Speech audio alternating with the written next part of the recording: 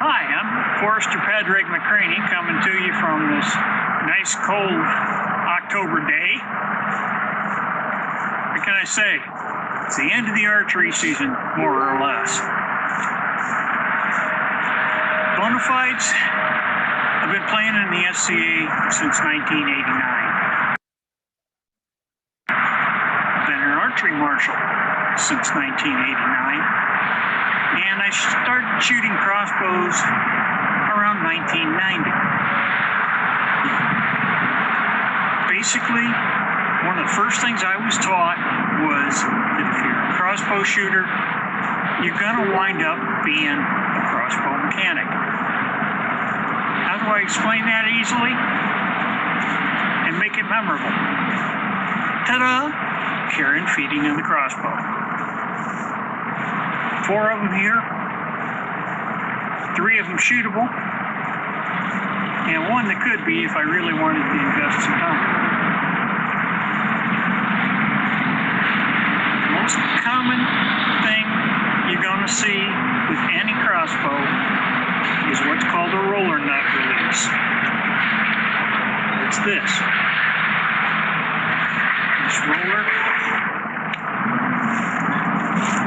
This roller holds the string back until you release it. It rolls forward and the string pops out. So we're going to spend a fair chunk of time talking about those. But we're going to talk about the most common problems too. I feel like you need to start by knowing what you're talking about, what the names of the different parts of the crossbow are. You got the stirrup. Mostly that's used for putting the foot into to cock it. You grab the string, rock back, cock it. And by the way, if you do that, rocking back and using the weight of your upper body, it's a whole lot easier to cock a crossbow than anything else I've ever found. And that includes using a goat's foot. The main body of the crossbow is called the tiller. The top of it is called the table. Everybody knows what a bowstring is. You'll hear people calling the bow of a crossbow the prod. Nut, that's the release mechanism. There's a couple of different styles of those.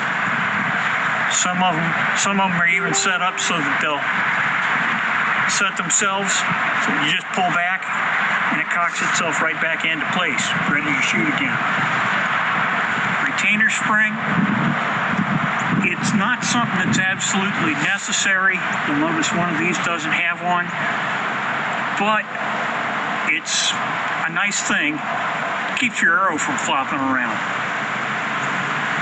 The tickler or trigger, generally on a medieval style crossbow, this is going to be fairly long because it gives you leverage against the tension in the string mechanism.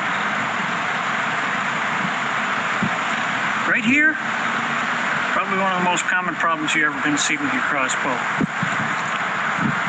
Because the string rides down on the table, most of the time there's a little bit of down drag on it,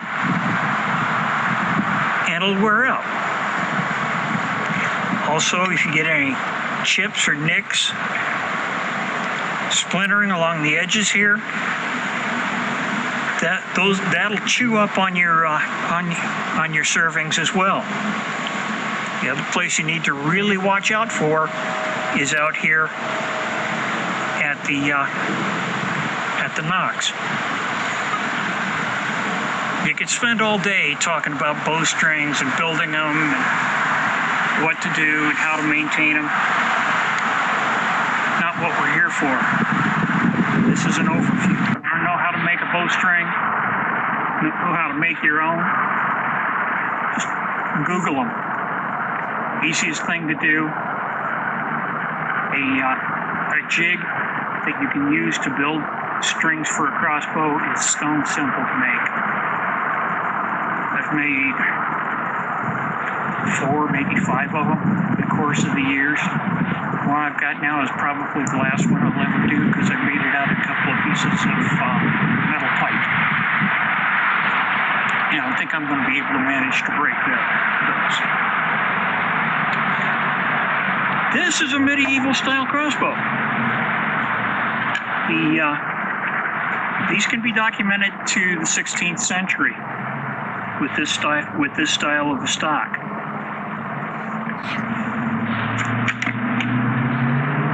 One similar to this, basically all the way through history. The Egyptians had bows that were similar in profile to this. This one's got a neat mechanism to release the string. I call them all sorts of different things: top lever, thumb lever, whatever. If you look right here, give Deb a chance to get in here a little bit. You see that notch? That's what holds the string. And to release the string, it gets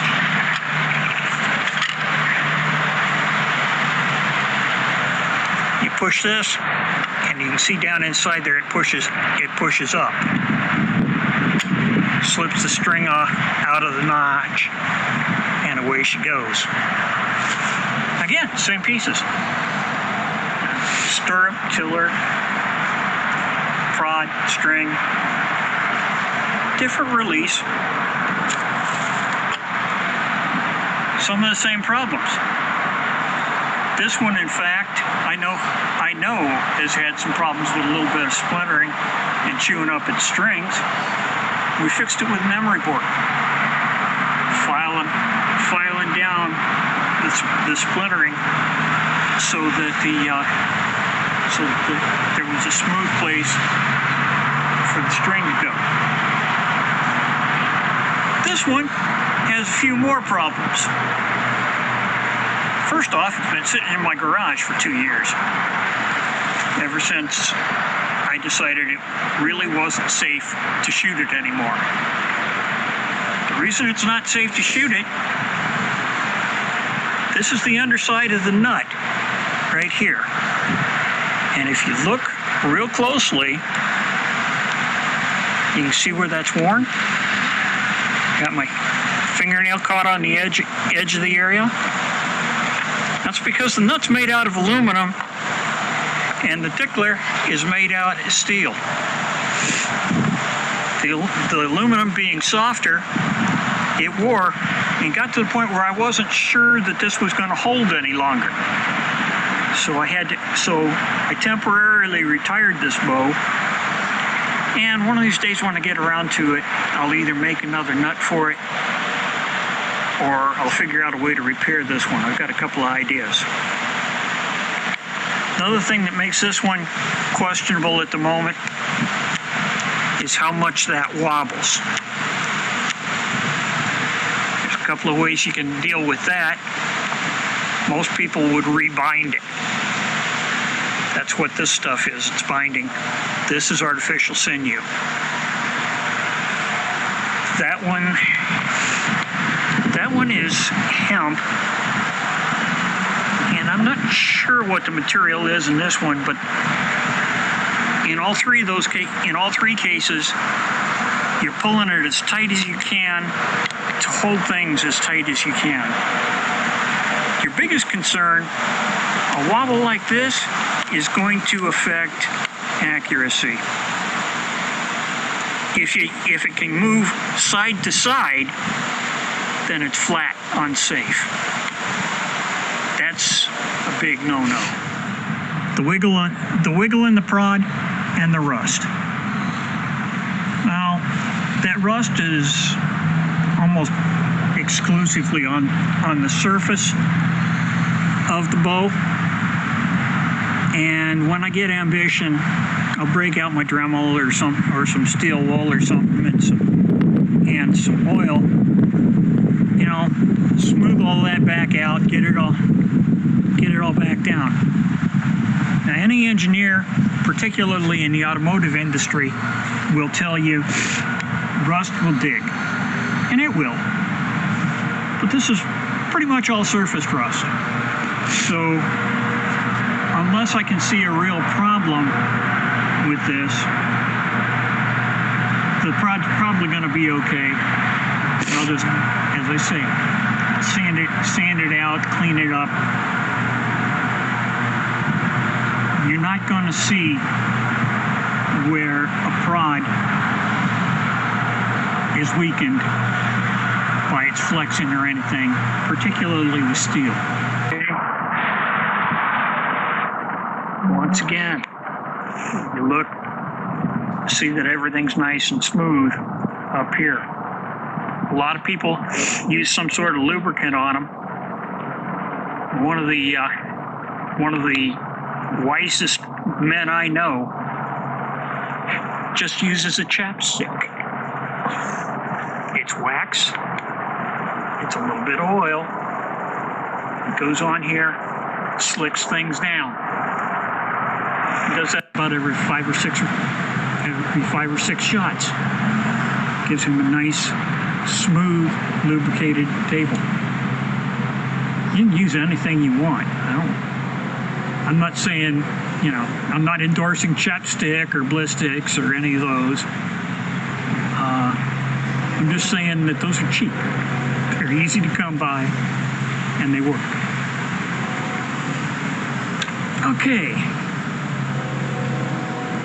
Now, as we saw here, that could let the nut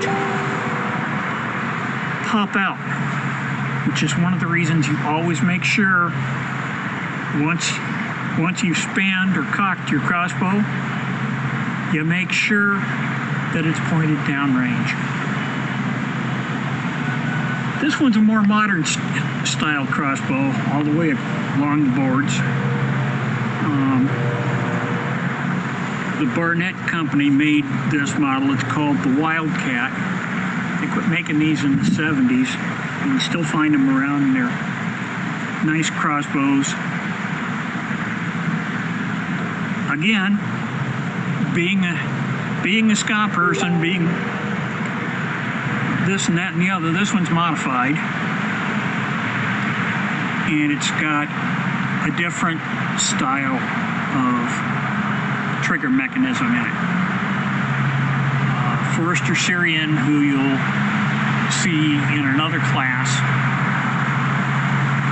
got a hold of a bunch of these Excalibur trigger groups. And this is, well, the best I can explain it is that shooting this is like using a sniper rifle. You can, if you know what you're doing, you can adjust the trigger tension to where you breathe on it, it'll go off. I don't like them that tight.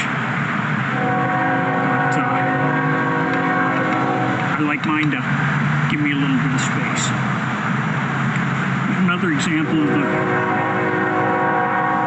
the wear on the center surface.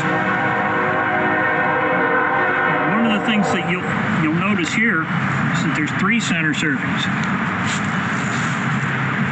They're all different colors. That's really deliberate because I put this braided black on here because it generally wears a lot longer than the other standard stuff. Put another color underneath of it.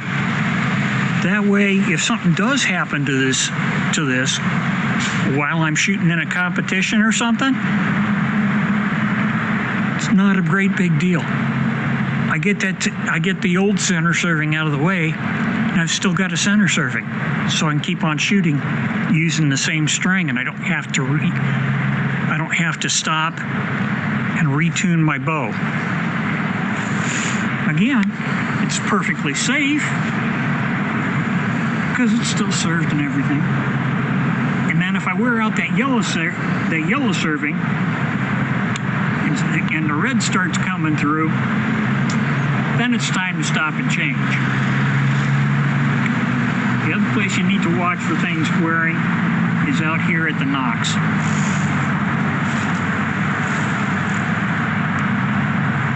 And it's a simple thing. You need to make sure that these nocks, there's no burrs or anything under them. I had a string break on me one time out here at the end knock. It happened. It let go on the last shot of a champion shoot at Padraig. And we actually won.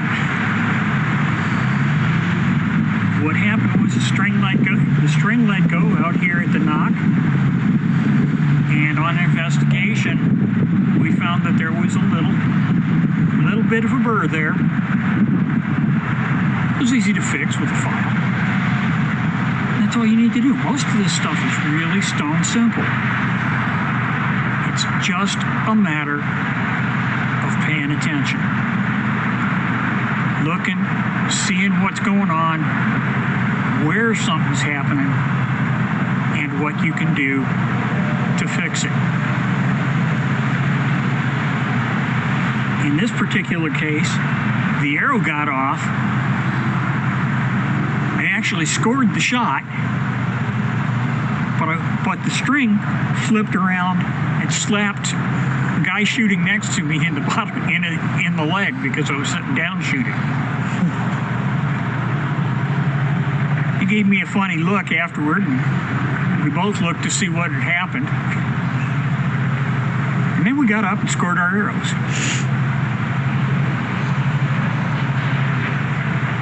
There's all sorts of stuff that we can do to talk about specifics. The one thing I want to tell people about that you hear about is prods breaking.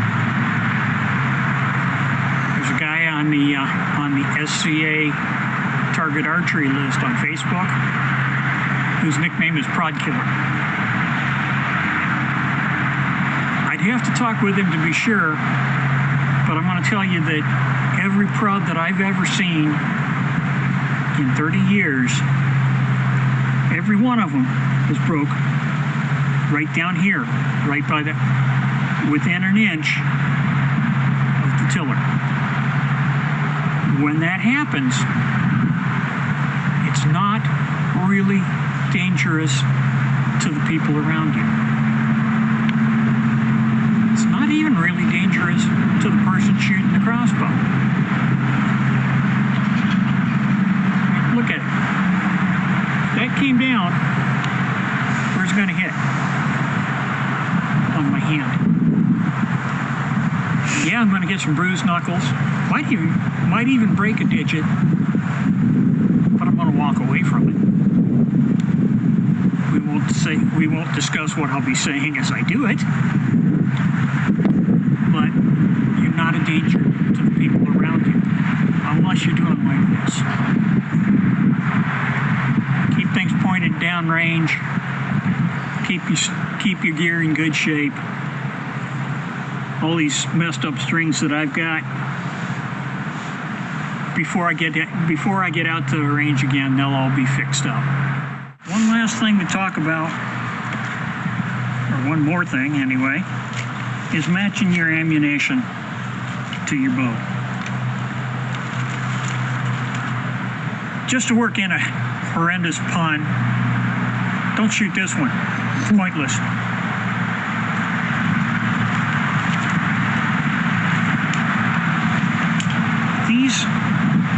These are sized for this particular bow because it's got fairly heavy prod, 150 pounds.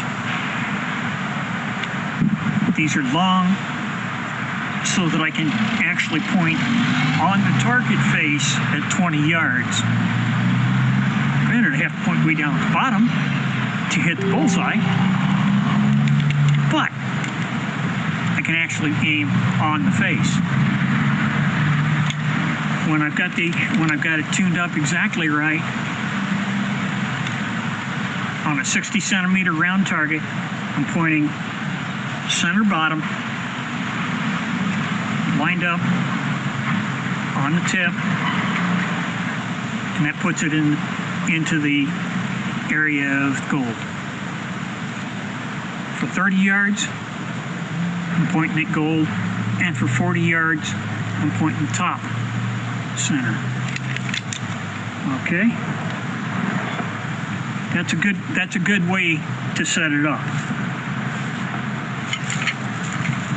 These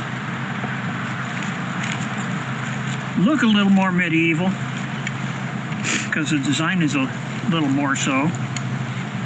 And again, there's some pointless ones in there. Oh well. That, by the way, is safe to shoot. The length of the fletching is far less of a concern than actually having fletching. Two fletch, very medieval style for a flat tillered or flat table bow. Again, you have to match them up with what you shoot. With either of these two, or with this one when it's set up to be able to shoot, I use something like these. These are 16.5 inches long. You can get two of them out of one standard arrow shaft. And I like bright colors. They're easier to find. Somebody donated me one. What's left is some regular bow shooter's arrow. Don't shoot that, it'll go crooked. You want your arrows to be point heavy, just like a regular bow.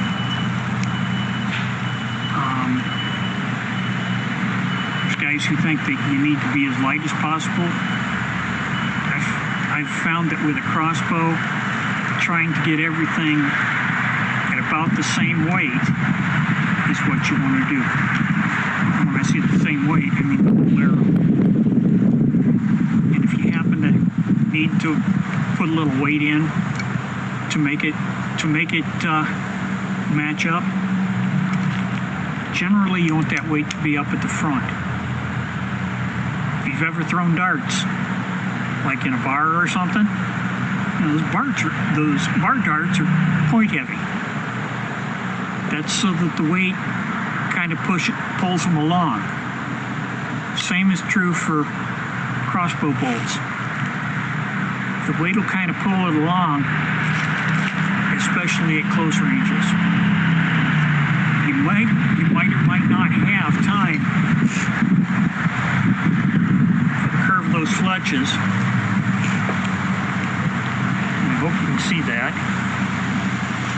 You might or might not have time for the curve of those fletches to really start to spin. It doesn't really start until about 20 yards out. But having the weight forward like we're talking about, that helps get them flying straight for that first 15 or 20 yards. That's what you need to do. I'll take any questions anybody has to ask about crossbows or even about how do you survive 30 years of ESCA. We'll just have to see how things go. If you have any other questions and you don't feel like talking in front of everybody, my email is fenters, FENTERS, @gmail.com, Or if you go on Facebook and you type in Padraig, Padraig, Macranie, MAC, no space, all RAIGHNE, that'll get you to me on Facebook. I'll chat with you, no problem. Have fun at the range, folks.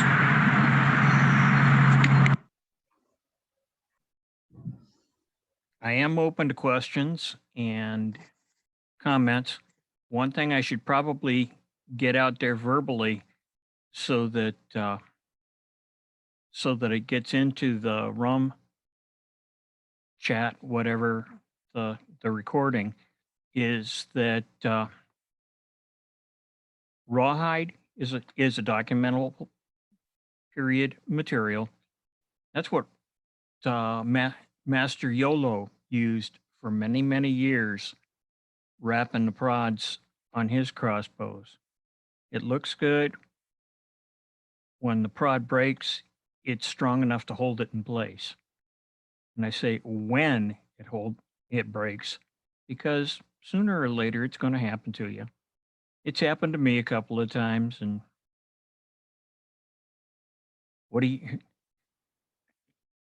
I think Tim could probably back me up on this. You say something along the lines of, "Oh, shucky darns, I have to replace this prod." And you quit shooting for the day. Unless, at least with that bow. And let's throw it up to questions if anybody has any, or comments. One thing I'd like to bring up about having the plastic nocks at the back end.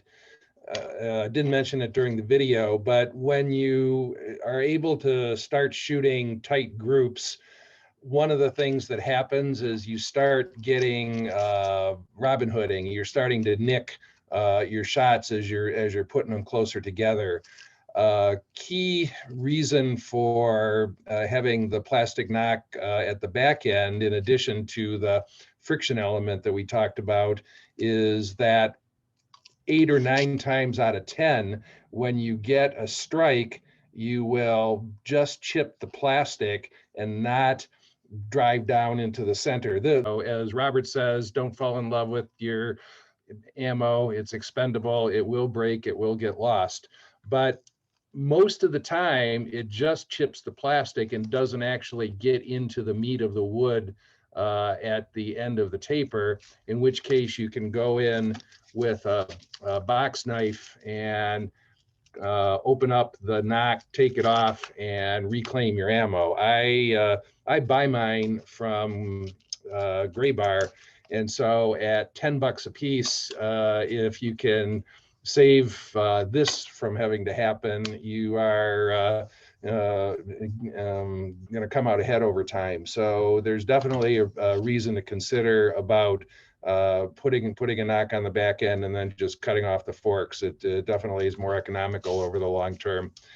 The other thing that I found out from really bitter experience is that if you get a knock strike that you don't notice in a retrieve, you then put the bolts back in your quiver and one of these is actually cracked. The next time you shoot it, that instantaneous loading of forces will blow the knock, create a huge noise, a big poof of fletches, and look really shocking and embarrassing as your bolt just dribbles down and lands on the floor 10 foot down range. So I've learned this the hard way several times. It's always better to actually check and see if you haven't nicked one along the way, because that will fail 100% of the time. If the back of the knock is cracked, it blows up the next time you put a load on it. So that has been learned from bitter experience. Yeah, I've had a few dozen that I've shot the butts on as well. Makes nice, good smelling kindling. Or for those who also do combat archery or heavy combat, that cedar, you make the shavings and stuff them in a little bag, throw them in your armor kit. Helps make things smell better. Siri and Robert and I have all talked a little bit about lubricating the rail. Tim, you said you've never done that. Try it out with a chapstick first off. That's inexpensive, easy to use, and you can streak it along there. You can streak it along the tiller, and you can use it on the servings as a lubricant. It does no harm, and it may help you out a little bit. I've seen people use everything from the graphite and silicon that we've mentioned to olive oil. Basically anything that's going to make that a little slippery. Shoe polish, olive oil, any kind of a wax, furniture wax, which by the way is great also to help you get your arrows back out of the target. Because one of the big things that we wind up with as crossbowmen or women, arbalestiers, if you will, is our stuff sinks in pretty deep. And then it can be a royal pain to get it back out. If you've got it slippery with some wax, it makes it easier to get it out of the target. Do you ever try and use the natural rawhide and then wetting it to get that shrinking effect if you're trying to tighten up a bridle on a traditionally bound crossbow? Does that ever work for you? I've done it with other things. I've never actually tried it on a crossbow prod.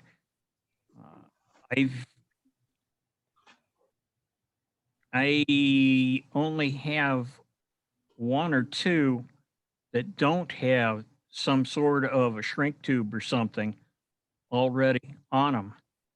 No, I'm not talking about the prod itself. I'm talking about when you've laced the bridle. I've seen people that have used a natural rawhide on the tightening of the lacing. So then you wet it, the rawhide shrinks and it increases the tension on the bridle beyond what you can physically do with your hands when you're doing the lacing and tightening. I'm just wondering if you've had any direct experience with that. And if so, how does it work? I have not. Generally speaking, when you're lacing up a bridle, for one thing, you pull it as tight as you can as you're installing the loops around your rod. And then when I was in the Boy Scouts many years ago, and we were doing lashings, they called it frapping, wrapping around your lashings and pulling that tight to get a tighter grip. The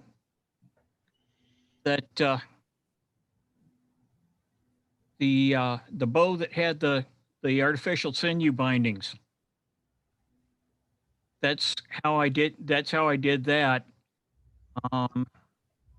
It rocks a little bit now because it's been a couple of years and stuff. Anything's going to stretch over time. Actually, a point that Gladius made was that he now carries in his kit a couple of small wedges that he can press down behind that bridle. He's got them set up so that between the bridle and the tiller, and then there's a little notch in the sides so that it won't slide back out, and you can tighten up temporarily a prod that way. He's had pretty good results with it. He and I've talked a little bit about it. I have not done it myself yet, although it's on my list of experiments to try. Yeah. Yeah, another mounting method that neither of us have shown is the bow iron method that Forrester Garvin makes. He's got a really nice setup that has screws on either side. So the bow iron slaps to the side where the prod mounts, but then actually screw tension goes down to hold it in place. That actually is documented. Garvin found some references to that, but it's a much simpler way to mount a traditional prod on a tiller and not have to worry about the binding loosening up, or in the other way of doing bow irons where you're putting the contrasting wedges in and having to drive those in and make sure that they stay tight. So Garvin the Slow, he's searchable in the Facebook archery community. I'm not sure what his website is, but he sells those along with a kit for a really nice clap lock, which holds the string down from the top. And a lot of competitive shooters use that clap lock form, which is another documented period style. And so you can get all those kits of parts from both Gladius and Garvin here in the Middle Kingdom. Yeah, Gladius's website is alcheminc.com. Alchem, like an alchemist, INK, all run together, .com. And Garvin's website is Slowbows, SLOBOWS. On Facebook, he's known as Gary McClung. Yeah, yeah. That's the traditional bow iron style, is using those wedges that pass across each other. The screw down bow irons are the ones that Garvin makes, and so you don't need to worry about that part of the maintenance kit like Tim's talking about. Yeah, that sounds interesting. I'm gonna look into those. Now tell him that Syrian and I sent you. It doesn't hurt. Yeah, ask for the Greenwood discount. With all the prods I bought from him, I think I've already got my own. Yes, there's a Greenwood discount. I didn't think there was a Greenwood discount. I just made that up. Yeah. You have to beat him severely about the head and ears for it. Thank you, folks, for paying attention to my blatherings. We'll see you sometime, I hope.